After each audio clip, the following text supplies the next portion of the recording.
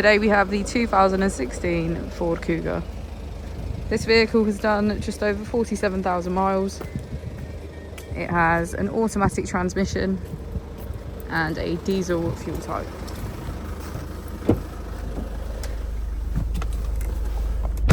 To the left of our steering wheel, we have cruise control as a feature, as well as our keyless ignition. On the right, we have voice control.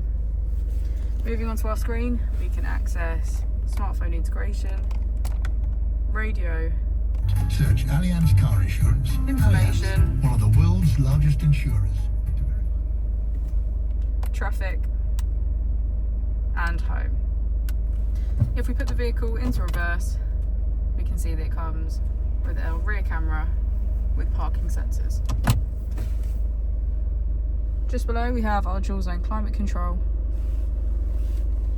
And as we go into the back of the vehicle, we can see that all of our seats have a black leather trim.